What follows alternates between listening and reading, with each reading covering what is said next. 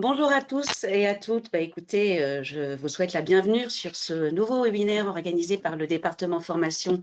du Moniteur. Donc, comme on peut le voir sur la slide qui suit, le Moniteur, ce sont 5000 stagiaires formés chaque année, plus de 250, voire maintenant 300 programmes et entre 1000 et 1500 sessions de formation planifiées en présentiel ou à distance sur des formats classe virtuelle, e-learning ou encore blended learning. Si vous n'avez pas eu l'occasion encore de télécharger notre catalogue 2026, je vous le mettrai dans la conversation pour que vous puissiez y accéder. Et puis, sur la slide qui suit, vous voyez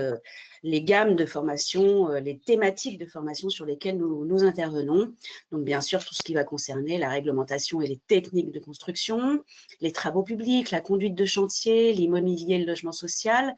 les soft skills, une rubrique dédiée à l'acquisition des compétences interpersonnelles et comportementales dans le secteur du BTP. Bien évidemment, une offre désormais dédiée à tout ce qui est IA et au service du bâtiment. Et enfin, pour le sujet qui va nous intéresser ce matin, une rubrique en urbanisme et aménagement. Et nous recevons pour cela François Déal-Faquès, qui est urbanisme, diplômé en géographie et en design urbain à l'Institut d'urbanisme et d'aménagement régional d'Aix-Marseille. Donc, il a une forte expérience, une vingtaine d'années d'expérience, spécialisée dans les missions d'assistance à maîtrise d'ouvrage public, stratégie territoriale, planification et urbanisme préopérationnel. Donc, il intervient en tant que consultant auprès d'une grande diversité de collectivités, en intervenant à leur côté pour différentes missions de revitalisation, de transition. Et puis, il intervient à nos côtés autour du thème qui nous intéresse aujourd'hui, voilà, tout ce qui est sobriété foncière et notamment cette formation sur le zéro artificialisation nette et sobriété foncière pour mettre en œuvre de manière opérationnelle et efficace vos politiques. Et puis enfin, il est lui-même élu dans une commune du Var, donc très proche des problématiques dont il parle et sur lesquelles il est spécialisé. Voilà, François, je vais vous laisser la parole. N'hésitez pas, à vous qui nous suivez, à poser tout au long du webinaire vos questions à travers le petit module point d'interrogation que vous devez avoir sur le menu GoToWebinar et je les lui relayerai en fin d'intervention. Bon webinaire à tous et à tout à l'heure. Merci et bonjour à toutes, bonjour à tous. Heureux de lancer cet échange sur un sujet qui fait l'actualité que moi j'aborde avec ma triple casquette, sans en faire trop, mais une sensibilité bien sûr au sujet de politique publique, d'aménagement, en lien avec ma casquette plus d'AMO, consultant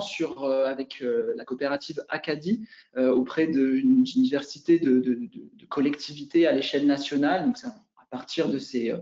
travaux-là que je vais surtout vous parler aujourd'hui. Une casquette d'élu qui a entamé en 2020 une compréhension de ce qui se passait de l'autre côté de la table quand on échange avec ces maîtrises d'ouvrage, et un élu qui, comme d'autres, a eu dans ce mandat, et particulièrement dans ce mandat, donc depuis 2020, à comprendre, se saisir des nouvelles politiques de planification écologique, en commencer par celle qui nous intéresse aujourd'hui sur la sobriété foncière. Et une casquette, on va dire, plus de lecture,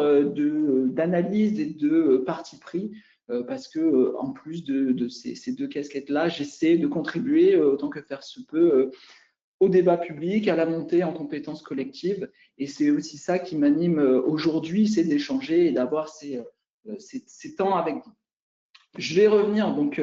peut-être pour lancer ces échanges sur d'abord la mécanique du ZAN. Et la mécanique du ZAN, ça sera mon premier point. On va quand même se focaliser un moment sur l'historique législatif qui nous donne cet acronyme aujourd'hui, cet acronyme qui fait débat, mais qui n'est pas nouveau, ou en tout cas qui n'est pas né le 21 août 2021, qui est bien antérieur à la loi climat-résilience, avec peut-être deux éléments qu'il faut garder en tête puisqu'ils sont structurants pour ce qui se joue aujourd'hui. C'est l'articulation entre, bien sûr, le droit français et la loi climat-résilience et le droit européen, c'est-à-dire qu'on a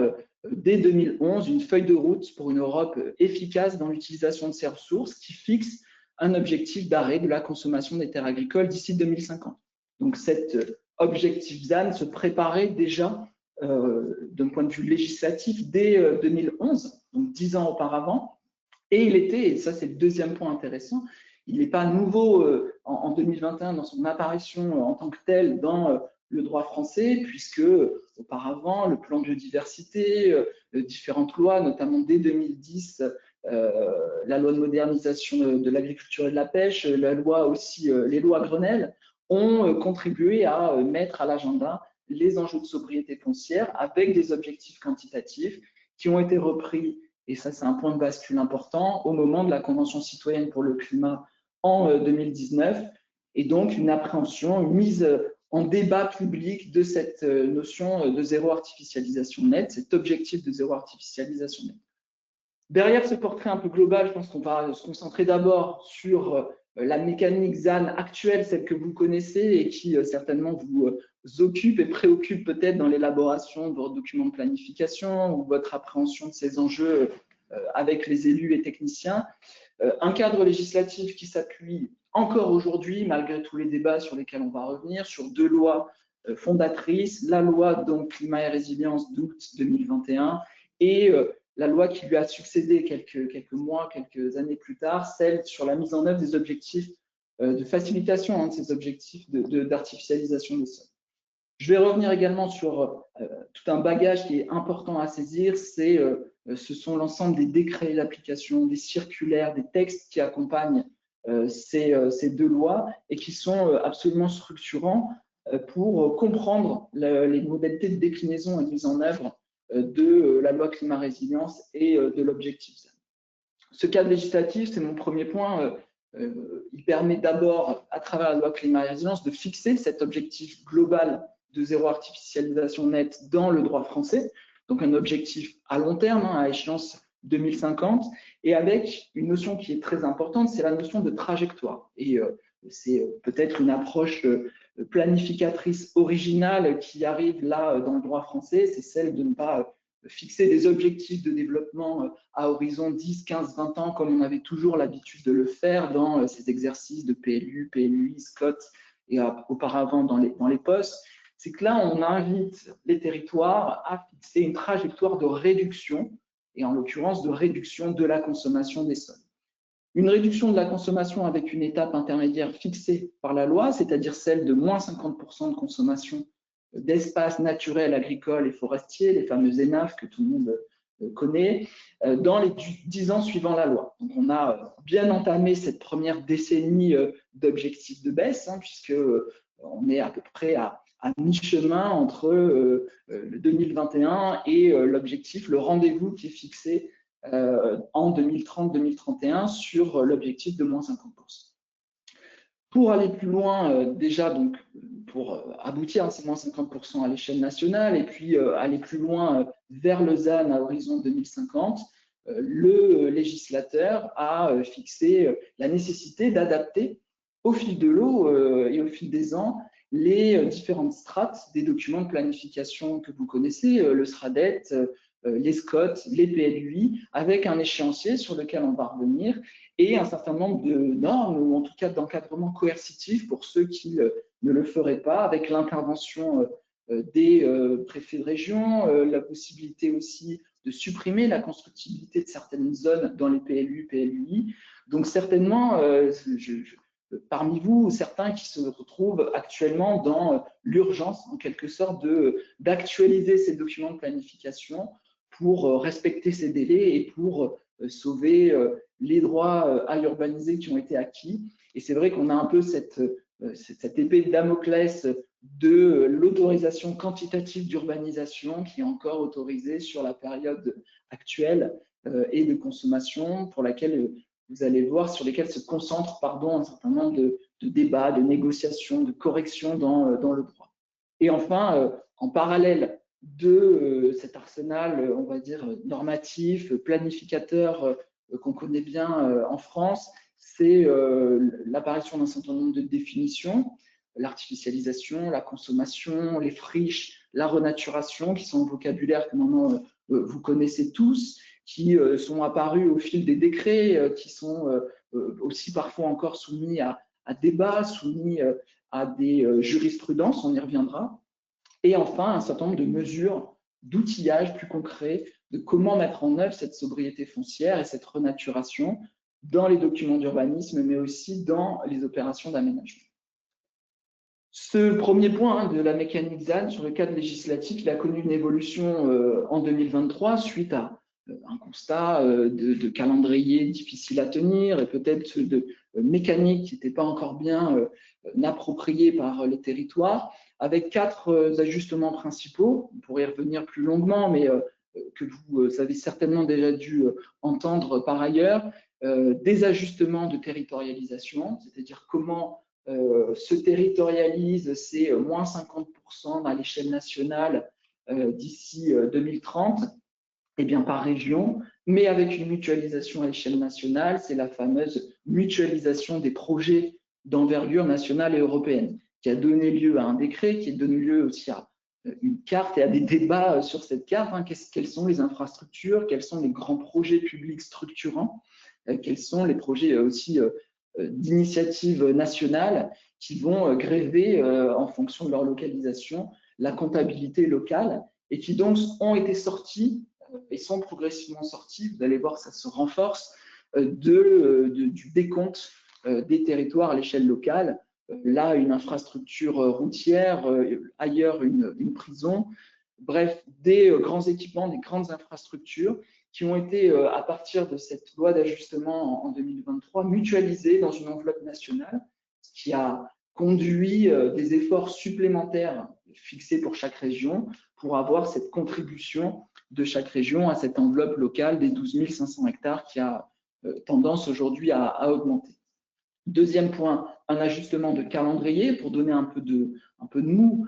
au délai de mise en compatibilité des différents documents, mise en conformité des différents documents d'urbanisme. Les SRADET ont gagné un peu de temps, les SCOT, etc. Et en cascade tous les documents. On y reviendra puisque ça a une forte incidence sur l'actualité de ce qui se joue en ce moment dans cette déclinaison du ZAN. Le troisième point, c'est l'ajout d'outils. Et ça, je pense que c'est encore ce qui manque le plus aujourd'hui, c'est comment on outille cette sobriété foncière et ce ZAN. L'ajout principal qui avait fait beaucoup de débats à l'époque était cette garantie communale, c'est-à-dire comment on assure à chaque collectivité, même celles qui ont dans les années de référence, c'est-à-dire dans la décennie 2011-2020, celles qui ont moins consommé ou pas consommé, comment on leur garantit un droit quelque part à continuer ou à pouvoir créer de nouveaux projets. On verra les modalités très rapidement, mais ça mérite un échange et sur la forme, sur le fond, sur la forme de l'outil et aussi sur le fond de qu'est-ce que ça dit derrière de la philosophie de cette loi ZAN. Et enfin, peut-être le dernier point, en plus de l'ajustement à certains contextes locaux, notamment littoraux, j'y reviendrai, l'ajustement de la gouvernance. Et je pense qu'on tâtonne encore un petit peu dans la façon dont on pilote ce ZAN entre échelle nationale, échelle régionale, et là, cette commission régionale de conciliation de l'artificialisation des sols qui, en remplacement de la conférence des SCOT à l'échelle locale, est venue créer un nouvel espace permettant d'émettre des avis sur les trajectoires régionales, mais aussi de proposer de nouveaux projets, notamment des projets d'envergure nationale, ou d'ajuster ces objectifs chiffrés de consommation d'espace. Ce cadre législatif, il se décline donc dans les documents de planification. C'est mon deuxième point pour revenir sur cette mécanique ZAN et savoir de quoi on parle un peu dans le dur de la façon dont on le décline. C'est le calendrier de déclinaison que vous connaissez parce qu'on le vit encore actuellement, de déclinaison de la loi dans les différentes strates de la planification. Les SRADET, les schémas régionaux d'aménagement, développement durable et d'égalité des territoires, ont eu à évoluer pour fixer leurs propres modalités de territorialisation et leurs propres objectifs de réduction de la consommation d'espace. Je y reviendrai avec un exemple. Actuellement, ce sont les SCOT et l'actualité des marchés et des démarches de révision ou de modification des SCOT en témoignent. Et demain, très rapidement après les échéances que nous connaissons de mars 26, très rapidement l'évolution des PLU, en tout cas pour ceux qui n'ont pas déjà engagé leur évolution. Ces modalités d'intégration, elles se font d'après la loi, elles peuvent se faire d'après la loi selon des modifications, c'est-à-dire les SRADET, c'est ce qu'ils ont pour la plupart réalisé, les modifications ZAN. Pour les SCOT, ça a été le cas également, certains SCOT ont engagé leurs modifications. On voit mal comment la plupart des PLU, parfois des PLU anciens, vont pouvoir uniquement avec une simple modification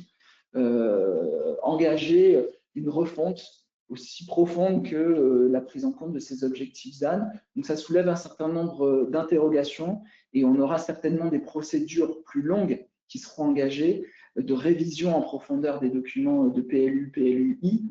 à l'échelle intercommunale. Donc il va mettre une certaine pression sur les calendriers. Je vois mal encore comment la finalisation de toutes ces démarches pourra être actée en février 28, en tout cas pour celles qui ont attendu les élections municipales et communautaires de mars pour envisager cette échéance. Le compteur tourne, c'est ce qu'on peut se dire. Le compteur quantitatif tourne, malheureusement, et malheureusement, c'est celui qui cristallise beaucoup les débats, même si il faut être pragmatique, on comprend très bien pourquoi quand on voit l'actualité des territoires. Donc, ce deuxième point de la mécanique ZAN sur la déclinaison dans les documents de planification, il a d'abord donné lieu à des déclinaisons dans les SRADET, donc ces schémas régionaux, qui avaient élaboré leurs documents il y a assez peu de temps finalement, donc c'était des documents assez frais dans leur mise en œuvre, et qui se voient assigner quelque chose que l'échelon national n'a pas fait, c'est-à-dire territorialiser. L'État a dit chaque région doit contribuer à hauteur de moins 50% de consommation d'espace, donc moins 54,5 par la suite, quand il a fallu mutualiser l'enveloppe nationale des grands projets d'envergure nationale. Charge donc aux régions de conduire cet effort de territorialisation. Donc, on a un peu collectivement essuyé les plâtres de la territorialisation de la planification écologique. Et je pense qu'on a tous appris de ce travail-là, c'est-à-dire comment on répartit et selon quels critères on répartit les efforts de sobriété foncière à l'échelle, et à quelle échelle déjà, à l'échelle des SCOT peut-être, à l'échelle d'autres mailles. Et donc là, par exemple, en Occitanie, j'ai repris la carte qui maintenant est publique, une mission sur laquelle je suis intervenu, de faire varier avec une graduation on va dire assez faible, autour de 50%, plus ou moins 10 points, autour des moins 54,5%, autour de la moyenne donc, régionale, de faire varier les efforts de certains SCOT par rapport aux dynamiques passées, bien sûr, par rapport aux besoins futurs, il y a des projections démographiques, mais aussi par rapport à des contextes naturels, par rapport à des sensibilités d'autres enjeux économiques, d'enjeux de tourisme. La région Occitanie a fait le choix, et ça a été le sien par rapport à d'autres régions, de prendre en compte ces spécificités territoriales à l'aide d'enveloppes mutualisées à l'échelle régionale. Donc, encore une fois, je parlais de mécanique, mais vraiment la boîte noire de ce ZAN a conduit à une complexification énorme de ce principe assez simple du moins de 50% à horizon 2030. Avec donc une mutualisation d'enveloppes, une enveloppe pour les grands projets d'envergure régionale, c'est-à-dire la région Occitanie a une politique notamment de développement économique. Il a été décidé de mutualiser une enveloppe pour répondre à cet objectif-là et pour permettre à des territoires qui se voyaient bénéficier d'une telle ou telle zone d'activité ou tel développement. Je pense notamment à Port-la-Nouvelle, un grand port, une extension d'un port qui est d'échelle et de rayonnement régional, pour éviter de gréver l'enveloppe de développement, l'enveloppe d'extension de ce territoire par rapport à l'échelle régionale. Et également, une autre enveloppe de 300 hectares qui avait été mutualisée à l'échelle régionale pour la période 2021-2030 pour répondre à cette fameuse garantie communale, en disant que tout territoire qui aurait engager ces documents, l'élaboration de ce document de planification pourrait à un moment bénéficier et mobiliser ce droit à la garantie communale. Donc, une démarche qui a pris du temps, plusieurs mois, plusieurs années, pour aboutir finalement à cette carte de répartition plus ou moins satisfaisante pour les territoires, plus ou moins satisfaisante aussi pour l'accompagnement des politiques régionales et finalement un effort de territorialisation qui reste encore à poursuivre puisque on voit bien que la différenciation est assez faible et les mesures d'accompagnement encore balbutiantes, que ce soit à l'échelle de la région Occitanie ou à l'échelle nationale. Une fois ces SRADET modifiés, tous ne l'ont pas été, il reste quand même quelques territoires, quelques régions récalcitrantes, vous me voyez venir. Ces régions récalcitrantes n'ont pas encore engagé et mettent dans l'embarras bien des territoires qui souhaitent derrière engager l'évolution de leur SCOT. Et ce deuxième étage de la planification à l'échelle des schémas de cohérence territoriale est en train de se jouer en ce moment. On a des modifications. Je pense à un territoire où j'étais il y a quelques jours, à Chambéry, le territoire de Métropole Savoie, du syndicat mixte Métropole Savoie, qui vient de finaliser, est en train de finaliser sa modification ZAN, comme de nombreux autres SCOT, en d'une part territorialisant bien sûr les objectifs de sobriété foncière en fonction de l'armature du territoire, en déclinant les projets d'envergure nationale ou européenne lorsqu'ils existent, comment on les intègre dans cette comptabilité à l'échelle locale, comment également on prend en compte la garantie communale avec une possibilité qui a été offerte aux rédacteurs de SCOT, qui est la possibilité de mutualiser ces enveloppes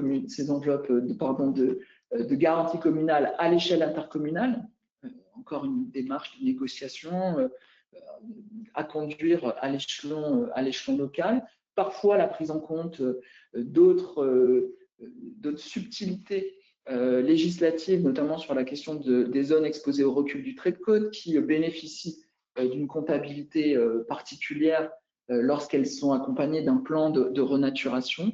et également une définition dans les SCOT de secteurs prioritaires. C'est ce que permet maintenant le code de l'urbanisme pour accompagner la mise en œuvre du ZAN, c'est-à-dire en plus de la mécanique quantitative et sa déclinaison, sa territorialisation, donc régionale, puis à l'échelle des SCOT,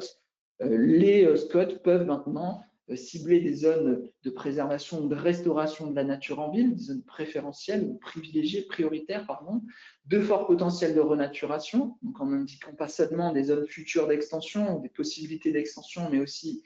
des possibilités de renaturation à décliner ensuite aux échelons locaux, PLU et opérations d'aménagement, des enjeux de renouvellement urbain, de densification, de réhabilitation de friches qui doivent être maintenant davantage étudiés, davantage recensés et davantage mis en commun à une échelle SCOT avec tout ce qui l'accompagne en matière de recensement et des potentiels de friches et des potentiels des zones d'activité économique et des potentiels également de densification. On va y revenir. Cette évolution des SCOT, elle est en cours. Elle, malheureusement, se fait peut-être un peu dans l'urgence pour la plupart des territoires et appelle, je parlais à l'instant du territoire de Métropole Savoie, mais j'en connais d'autres qui sont dans cette démarche et sans les lister tous, qui appellent pour ces territoires-là finalement une réinterrogation un peu plus transversale, un peu plus globale de la façon dont ont été construits les projets d'aménagement et développement durable et les projets d'aménagement stratégique des territoires. La déclinaison qui s'annonce maintenant, c'est la déclinaison dans les documents à l'échelle locale, des documents de plans locaux d'urbanisme et des plans locaux intercommunaux, à travers la mesure. Qu'est-ce qu'on mesure? Comment on mesure cette consommation d'espace? Qu'est-ce qui a été consommé ou non? Et on voit que l'exercice soulève pas mal d'interrogations, puisqu'on doit faire le bilan de ce qui a été consommé au cours des 10 années passées, et se fixer donc des objectifs de limitation de la consommation d'espace à minima à moins 50%, mais certainement parfois plus, parfois moins, en fonction de ce que dit le SCOT, de ce que dit le SRADET. de se projeter aussi dans la façon de rédiger les futures règles des PLU sur la notion d'artificialisation, qui, pour l'instant, malgré les débats, on va y revenir, est toujours la notion qui s'imposera à partir de 2030 pour évaluer cette trajectoire du ZAN, c'est-à-dire qu'est-ce qui sera artificialisé, non artificialisé, parfois renaturé, quelles sont les friches, quels sont les potentiels de densification dans ces PLU. Et pour ça, juste, je voulais prendre un petit exemple ou focaliser sur ce qui existe aujourd'hui, sur la définition de l'artificialisation, de ce qui est artificialisé et ce qui ne l'est pas. L'artificialisation étant, vous le comprenez facilement, le passage des catégories du bas, 6 à 10, vers les catégories du haut. Donc, c'est cette artificialisation-là qu'on évalue. Ce décret de novembre 23 est venu préciser la définition en indiquant un certain nombre de critères, des critères qui sont très complexes à intégrer dans la réglementation des PLU, en tout cas telle qu'elle était construite jusqu'à présent. D'abord par rapport à des seuils de référence, c'est-à-dire ce que vous voyez à droite, comment ne pas suivre, comme le fait la consommation d'espace, seulement le découpage parcellaire et l'évolution d'une parcelle de bâti, non bâti, qui globalement nous permet de savoir ce qui est consommé ou non, mais de rentrer dans une échelle plus fine, l'échelle des 2500 mètres carrés non pris au sol ou de terrain, qui est une échelle à laquelle les documents doivent maintenant se référer ou devront se référer à partir de 2030, donc sur laquelle il faudra qu'ils réglementent leurs outils à partir de l'évolution des PLU, donc avant 2028. Tout un certain nombre de catégories, de surfaces, donc qui sont bien sûr étudiées dans les diagnostics, dans les rapports de présentation. Comment savoir quelles sont les surfaces à usage de culture dont les sols sont arables ou végétalisés, donc il faut aller chercher les bonnes données, les mobiliser dans les diagnostics, quelles sont les surfaces dont les sols sont végétalisés, pareil, hein, parfois c'est très clair, parfois c'est beaucoup plus ténu en termes de distinction, et ça rappelle des diagnostics spécifiques, et surtout comment on va mettre en place des règlements qui nous permettent de préserver certaines surfaces qu'on veut maintenir dans la partie non artificialisée, donc plutôt les catégories 6 à 10, et comment on va bien mesurer les catégories qui vont passer des catégories 6 à 10 aux catégories 1 à 5. Ça paraît là, j'emploie un vocabulaire donc de juriste quelque part pour me conformer à ce qu'on voit, ce qu'on a sous les yeux en matière des décrets, mais ça soulève des questions très pratico-pratiques de coefficient d'emprise au sol, de maintien de surfaces non urbanisées, de surfaces végétalisées dans les parcelles. Ça peut appliquer des surzonages. Bref,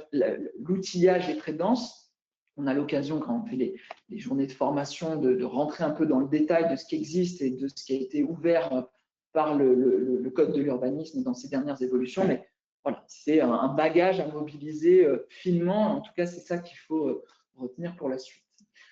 Mon troisième point, pour en finir sur ce point, sur la mécanique du ZAN, c'est ce qui certainement vous préoccupe aussi, c'est les grands points d'interrogation qui flottent autour de ce sujet par rapport au débat législatif. On a eu d'abord des forts assouplissements qui ont été actés par notamment la circulaire Béchu de janvier 24, une circulaire qui a quelque part clarifié un certain nombre de points sur la prise en compte des projets d'envergure nationale, sur les modalités de comptabilisation de projets d'aménagement, notamment les AC, pour savoir à quelle date on devait les intégrer dans le décompte de la consommation d'espace. Et une petite ligne aussi qui a beaucoup fait débat et qui a certainement conduit à des interprétations diverses, c'est celle qui vise à dire qu'une certaine tolérance allait être appliquée par les services de l'État et un certain nombre d'organes déconcentrés de l'État sur l'évaluation de ces objectifs et de l'atteinte de ces objectifs, disant qu'on pouvait quelque part tolérer cette lecture quantitative à plus ou moins 20%, ce qui, vous le comprendrez quand même, remet en question pas mal d'objectifs collectifs qu'on se fixe et aussi pas mal de lisibilité sur la trajectoire, qu'elle soit nationale, régionale ou même locale. C'est toujours un sujet en vigueur puisqu'il a été confirmé et au-delà de ces ajustements, de ces assouplissements, il y a finalement quand même un gros débat de fond qui se pose aujourd'hui sur une remise en cause plus globale du ZAN, en tout cas de la loi climat résilience. C'est ce qu'a porté la proposition de loi sénatoriale TRACE pour la trajectoire locale de limitation de l'artificialisation et de la consommation d'espace, qui était une proposition de loi construite l'année dernière, qui a fait beaucoup débat et qui devait être débattue avant les rebondissements gouvernementaux qu'on a connus ces derniers mois, qui peut-être sera proposé, présenté en mars à l'Assemblée et qui levait un certain nombre de propositions, des propositions sur la façon de comptabiliser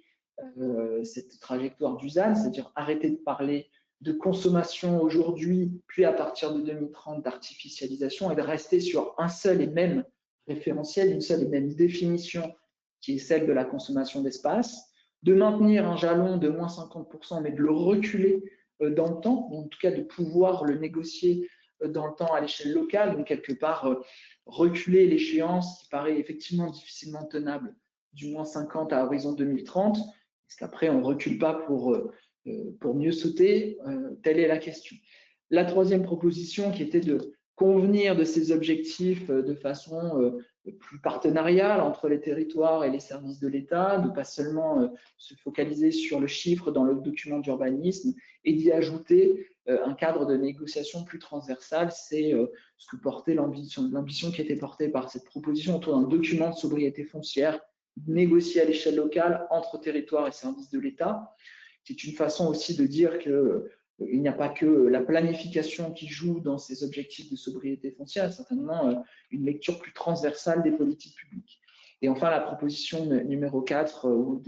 une des 4 principales propositions qui était sur ces efforts de comptabilité encore sur les ZAC. Les 4 points que vous voyez là, ils ne remettent pas en question l'objectif de sobriété foncière et l'objectif ZAN à horizon 2050, quand même, il faut se le dire. Donc, les grandes lignes de la loi climat résilience sont encore respectées. La mécanique de déclinaison quantitative à l'échelle locale l'est aussi. Ce qui est plus remis en question et le signal qu'envoyait cette proposition de loi, c'était peut-être une façon aussi, et c'est comme ça qu'on l'a analysé avec 2 de mes collègues au sein d'Acadie, c'était quelque part une alerte, un refus d'obstacles politiques, que ce soit à l'échelle nationale ou à l'échelle locale, de ces exercices de planification écologique. Je parlais tout à l'heure de la territorialisation qui a été très poussive, la capacité collective aussi à se fixer des trajectoires de sobriété foncière, donc de réduction de consommation d'espace. Comment on négocie du moins entre territoires, qui va faire le premier effort et selon quelle modalité et quelle contrepartie. Ce n'est pas un sujet simplement ZAN, c'est un sujet de planification écologique et globalement ce qu'illustre la proposition de loi TRACE, ce n'est pas seulement une volonté d'adaptation de la mécanique du ZAN, mais plus largement l'expression de difficultés, peut-être même d'un ras-le-bol, sur la mécanique telle qu'elle a été construite de territorialisation de la planification écologique. Je ne m'attarde pas plus là-dessus, sachant que l'actualité est riche et des remises en cause nombreuses. En début de semaine, je vous aurais dit que le projet de loi simplification qui était prévu cette semaine allait donner un nouveau coup de canif dans le ZAN avec une simplification et quelque part une exonération de certains projets dans la comptabilité de la consommation d'espace, sur certains projets d'intérêt général liés à la production de logements ou aux activités économiques, des projets industriels. Ce texte n'a finalement pas été voté. Il portait également la déclinaison dans la loi de l'objectif, des modulations de l'objectif à plus ou moins 20%, comme le proposait la circulaire Béchu. finalement, ce texte est reporté, mais on voit bien que l'actualité aujourd'hui est dans un ajustement, une remise en cause un petit peu globale du ZAN, ce qui ne remet pas en question néanmoins l'objectif final du zéro à horizon 2050, qui n'a jamais été redébattu, mais plutôt la mécanique de mise en œuvre d'un point de vue quantitatif et normatif dans les documents de planification. Cette mécanique ZAN, vous le voyez, complexe, en cours de déploiement et en même temps largement requestionnée, remise en question, elle est aussi, quelque part, malgré tout, déclinée aujourd'hui dans les documents de planification, et s'accompagne d'une jurisprudence. Et je pense que c'est ça aussi qu'il faut avoir en tête, c'est que au-delà des débats nationaux sur le cadre législatif et tout ce qu'on peut entendre et dire sur la loi climat résilience, la fin des ZFE montre aussi que cette loi est largement requestionnée. Il y a en parallèle une forte jurisprudence qui est en train de se constituer. Je pense que ce n'est pas fini, en espérant que ça ne vous concerne pas directement, mais il y a cette jurisprudence qui est en train de se constituer. Ça a été le cas de Toulouse Métropole, qui était un peu le premier gros PLUI à subir les effets de cette loi et de l'analyse des modérations de consommation d'espace à l'échelon local. Ça a été également, via le Conseil d'État, une jurisprudence pour clarifier ce qui était la consommation d'espace et le fait qu'on analysait ce qui avait été réellement consommé, et les efforts de réduction de la consommation d'espace ne peuvent pas s'appuyer sur les zonages des PLU. C'est bien l'état des parcelles, donc telles qu'elles sont urbanisées ou non, consommées ou non, qui fait trajectoire de réduction de la consommation d'espace. Et peut-être l'exemple un peu critique qui a eu lieu à l'été dernier, c'était malgré la démarche ambitieuse, on peut dire même quasiment exemplaire de Metz Métropole dans l'élaboration de son PLUI, c'est l'annulation d'une partie de son document, notamment pour des raisons de méconnaissance des modalités de définition des enveloppes urbaines, c'était une des motivations, et le manque d'outils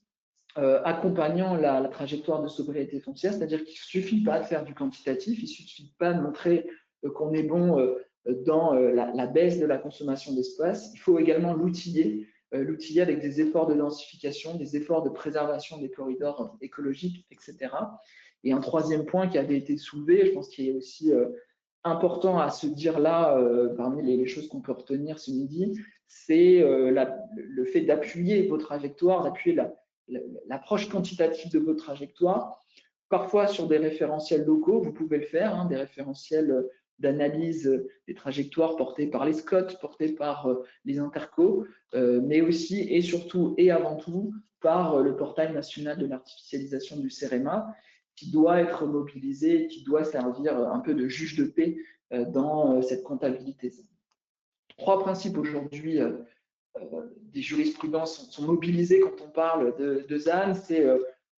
non, mais je ne vous embête pas avec la question de l'artificialisation, le juge administratif ne s'intéresse pas que à la question quantitative, mais il parle d'équilibre, un équilibre entre les objectifs de sobriété foncière et les objectifs de développement. Donc là, on a cette notion qui apparaît dans la jurisprudence. Une question de la combinaison des leviers, je dis, il ne suffit pas de réduire les surfaces ou de baisser les zones à urbaniser ou l'extension des zones urbaines du territoire pour faire acte de sobriété foncière. Il faut également outiller et mettre en place un certain nombre de dispositifs de renaturation, de limitation de l'étalement, de densification. Et enfin, un troisième point sur lequel on doit également réfléchir, c'est que ce n'est pas à l'échelle de la parcelle, à l'échelle de chaque projet que cette évaluation de la sobriété foncière se fait, c'est bien à l'échelle des dynamiques territoriales et de la prise en compte à l'échelle globale du territoire des trajectoires de sobriété foncière. Donc, un problème de conflit autour d'une parcelle ou d'un cas conflictuel en matière de zonage peut entraîner la remise en cause globale de l'économie du document. Cette jurisprudence, pour moi, elle témoigne d'une chose, c'est que finalement, l'aspect quantitatif complexe, difficile à à décliner dans les documents de planification, largement re-questionné, on va dire même repoussé à plus tard, hein, cet effort de -50 puis 0 à horizon 2050, finalement, ce n'est pas le sujet. Le sujet, c'est une montée en compétences, une montée en capacité collective en matière de sobriété foncière. Et là, j'ai 3 points pour illustrer ça. C'est une fois qu'on met de côté j'imagine très bien, hein, les discussions, les blocages, les négociations autour de des dimensions quantitatives du ZAN, on revient finalement dans une approche qualitative de la sobriété foncière pour lesquelles les territoires ont connu une montée en capacité collective qui date de la loi SRU, qui date particulièrement de la loi Allure. Vous vous souvenez de ce qu'a permis la loi Allure, ou ce qu'a induit la loi Allure de façon assez parfois brutale et immédiate, la suppression des outils qui pouvaient freiner la densification, des COS, des surfaces minimales de terrain, également les outils qui avaient permis dès 2014 donc à freiner l'étalement. Et je pense qu'aujourd'hui, quand on voit la tendance relativement quand même baissière de la consommation d'espace à l'échelle nationale annuelle, c'est également, et c'est en partie grâce à la mise en œuvre des outils issus de la loi Allure, le fait d'analyser les potentiels de densification, d'aller chercher, comme illustre cette petite carte, hein, d'aller chercher dans le tissu urbain toutes les dents creuses qu'on peut mobiliser au moment de l'élaboration d'un PLU, d'un PLUI, d'aller identifier les potentiels de renouvellement urbain sur des friches ou sur des espaces délaissés, et également aussi la dimension coercitive avec l'apparition des CDCEA à l'époque, hein, les commissions de consommation d'espaces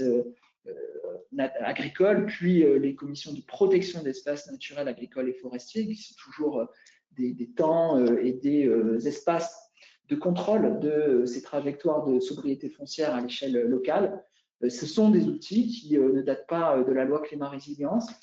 que les collectivités maintenant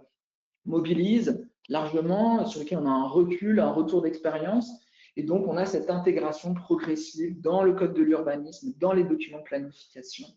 de ces capacités de sobriété foncière à l'échelle de la planification. Cette montée en compétences, je dis réglementaires dans les documents, elle s'accompagne d'une multiplication aussi, et c'est positif, on peut aussi voir le verre à moitié plein, d'une multiplication des référentiels, des manifestes, des outils. Alors je ne parle même pas, ou en tout cas je vais parler très rapidement, mais des guides édités par le ministère qui diffusent à l'échelle nationale les bonnes pratiques en matière de limitation de l'artificialisation des sols, en planification bien sûr, mais aussi sur des sujets d'aménagement, sur des sujets de stratégie foncière, sur des sujets de concertation autour de ces questions de sobriété. Donc on a là finalement déjà un bagage à l'échelle nationale qui, encore une fois, ne date pas de la loi climat-résilience, en tout cas qui a assez peu évolué après la loi climat et résilience, mais qui bénéficie des retours d'expérience, de la mise en œuvre de la loi Allure notamment, voire même de certaines dispositions des lois Grenelle dans la planification à l'échelle locale. Et pour ceux d'entre vous qui ont déjà conduit des révisions ou des élaborations de PLUI après la loi Allure, vous avez fait cet effort de comptabilité à l'échelle locale des potentiels de densification, des dents creuses, de la juste mobilisation des zones 1AU, peut-être des zones 2AU, donc des phasages de l'urbanisation. Et finalement, même si la trajectoire et l'effort du -50 ou de ce qu'impose le SCOT ou le SRADET aujourd'hui n'était pas présent, vous savez déjà faire à l'échelle locale effort de sobriété. D'autres outils sont apparus, je pense aux outils du CEREMA, je prends l'exemple d'Urban Simul qui, même si ce n'est pas un outil que j'utilise au quotidien, mais certainement fait écho à des outils que vous mobilisez localement, peut-être même des outils, là je parle d'outils d'échelle nationale du CEREMA, mais ça peut également renvoyer à des outils d'échelle locale mobilisés par les échelles SCOT qui ont des observatoires, qui ont peut-être une diffusion d'outils, chacun verra de quoi je parle. Et également, au-delà des outils, au-delà des retours d'expérience, des démarches exploratoires. On a 2 démarches là, sur lesquelles je voulais revenir, sur lesquelles on a pu travailler au sein d'Acadie, les territoires pilotes de sobriété foncière, qui ont été quand même des temps assez forts de montée en compétences collectives. Alors, vous voyez, ça ne couvre que une partie, une faible, très faible partie du territoire national, mais ça permet dans quasiment chaque région d'avoir des démarches exploratoires, ambitieuses, et de faire remonter des enjeux, notamment l'enjeu de révéler ce qui a été appelé le foncier invisible et comment on va le chercher, comment on l'identifie, comment on évalue ses capacités de mobilisation, de valoriser des démarches de BIMBI, de densification, etc. Bref, tous ces retours d'expérience. Et une autre expérience, celle des ateliers des territoires mieux aménagés avec les sols vivants, qui a été une démarche fondatrice pour la prise en compte des sols dans les stratégies de sobriété foncière. Je ne rentre pas dans le détail ces stratégies foncières, mais le guide le détaille très bien avec tous les outils à prendre en compte. Et enfin, peut-être dans ces capacités de sobriété foncière, ce qui s'annonce aujourd'hui, ce qui est à votre main quelque part, et nous, c'était ce qu'on trouvait être la bonne ouverture de cette loi climat résilience et ce qu'elle est vraiment transformée dans l'outillage de la planification, c'est la prise en compte des sols. Aujourd'hui, on en est encore à une prise en compte balbutiante de cette multifonctionnalité écologique, agricole, patrimoniale des sols, mais c'est quelque chose qui s'impose, c'est quelque chose qui va se renforcer, puisque à l'échelle européenne, il y a une directive, le Soil Monitoring Law, qui impose la déclinaison dans le droit français avant 2028 d'une atteinte d'une bonne santé des sols à horizon 2050, quelque chose de complémentaire finalement aux ZAN. Et vous le voyez peut-être dans des projets d'aménagement, dans des opérations, comment on va davantage préserver ces sols vivants, de préserver ces potentiels de puits carbone, cette renaturation. Ça parlera peut-être plus à des territoires urbains, périurbains qui ont mis en place ces démarches de projet, mais en tout cas, cette prise en compte des sols, elle est maintenant fondamentale dans les documents d'urbanisme. Donc, la question de la déclinaison dans les outils liés notamment à la loi Allure des capacités de sobriété foncière, cette multiplication des référentiels, des expériences sur lesquelles on peut s'appuyer et que j'ai l'habitude de présenter dans le cadre de la formation, et cette montée de prise en compte de la qualité des sols dans les documents de planification font que, au-delà des questions quantitatives, on a, je pense, collectivement les capacités de sobriété foncière pour peu qu'on s'en donne les moyens. Et peut-être pour conclure, puisque je vois que l'heure tourne, 4 défis pour demain. En tout cas, quelles sont les pistes aujourd'hui? Quels sont les chantiers qui s'ouvrent et qui se maintiennent? Certainement, le chantier d'abord quantitatif, je n'y reviens pas, mais on comprend tous que l'effort est là, mais il n'est pas suffisant. On n'arrivera pas très certainement à la baisse des moins 50% à horizon 2030 comme annoncé, et on voit encore très mal se dessiner la trajectoire vers le zéro, mais quand on voit les efforts qui ont été faits en 10 ans, on peut s'estimer optimiste pour la suite, encore une fois, pour peu qu'on mette en place les outils et la culture commune qui s'impose. Deuxième défi, c'est dépasser les blocages nationaux. Moi, j'ai envie de vous dire, on ne sait pas à quelle sauce on va être mangé avec ces propositions de loi, mais ce qu'on sait, c'est qu'il faut davantage outiller à l'échelon local la mise en œuvre du ZAN. On a besoin de sobriété foncière et on a, je pense, à l'échelle locale, une appétence pour la sobriété foncière. J'ai rarement entendu un maire qui était pour l'ivresse foncière, mais j'ai souvent entendu des maires contre le ZAN. Bon, je pense que les deux sont conciliables, c'est-à-dire on peut redébattre des objectifs quantitatifs et montrer qu'ils sont à mesurer de façon pragmatique à l'échelle locale. Néanmoins, je pense que chacun est disposé à entendre le besoin de sobriété foncière et le besoin d'outiller cette sobriété foncière. Ça se traduit actuellement dans les actions locales. La Fédé des Scott a pris position pour le ZAN, de nombreux élus locaux l'ont fait également. Troisième piste, c'est comment on finance tout ça. Voilà, j'aimerais y passer, comme je le fais habituellement, 1 ou 2 heures à parler et des nouveaux modèles d'aménagement, des différents outils que j'ai en partie listés ici et qui viennent re-questionner les bilans d'aménagement, ou en tout cas la façon de créer de la valeur dans les bilans d'aménagement à l'heure de la sobriété foncière. C'est important dans la déclinaison opérationnelle et ça induit une remontée des questions de financement et de fiscalité de l'aménagement. C'est d'ailleurs un autre canal législatif qui est actuellement en débat, initié par le sénateur Blanc, repris aujourd'hui par des députés, notamment le député Lefeur, sur l'outillage et le questionnement de la fiscalité globale de l'aménagement. Je pense qu'il y a une actualité fiscale et financière qui est autre à l'échelle nationale, mais à un moment, ce sujet-là va devoir être posé, traité, si on veut financer et mettre en œuvre la sobriété foncière. Et enfin, le dernier point, le dernier défi, qui est quelque part une invitation que je vous transmets, c'est un défi de montée collective en compétences. Et quand je vois la multiplication des formations, des temps d'échange, des séminaires sur lesquels je peux intervenir auprès d'élus, auprès de techniciens, dans des CAUE, etc. Et le public, toujours nombreux à ces formations du moniteur, je me dis qu'on a certes à débattre des objectifs quantitatifs, des grands chiffres, etc. On ne maîtrise pas encore tous les rouages et la complexité de la mécanique du ZAN, mais par contre, dans l'outillage, on a tous à apprendre des uns et des autres, des retours d'expérience, dans des contextes très divers, avec des situations toujours spécifiques. Et c'est aussi, je pense, le point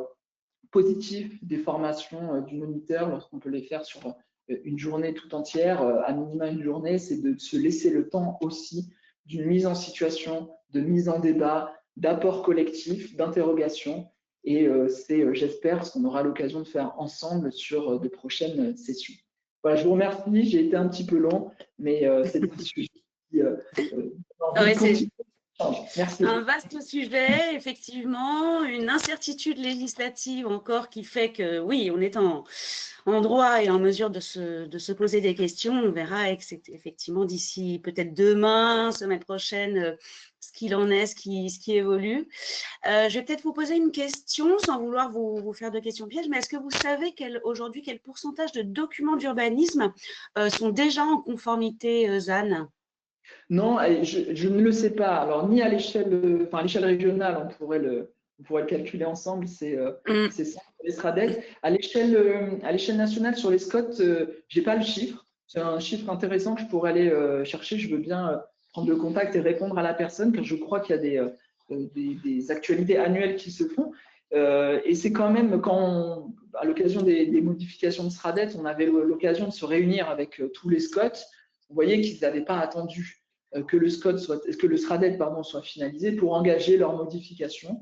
Et moi, je pense que derrière le brouhaha du débat national, on a plutôt des SCOT de bonne volonté qui ont engagé leurs modifications et ont décliné ces objectifs. Donc, je n'ai pas de chiffre, mais je suis assez optimiste pour qu'ils soient assez élevés. Assez élevé, ben écoutez, on espère aussi. Mais en tout cas, je vous remercie encore infiniment pour cette intervention qui a été très claire et passionnante. Merci à tous de l'avoir suivi. Je vous rappelle que la formation qu'anime, entre autres, Monsieur François de Alfaquez avec nous à plusieurs sessions cette année. La première a lieu, je crois, juste au lendemain des élections, le 23 mars, mais il y a encore des sessions en juin, en septembre, en novembre prochain. Donc voilà, je vous invite à aller consulter notre site web pour la retrouver et pour pouvoir venir entendre de manière plus large et plus longue, surtout, Monsieur de Alfaquez sur ce sujet. Merci à tous, bon appétit et à très bientôt pour un nouveau webinaire. Merci, bonne journée. Merci, au revoir.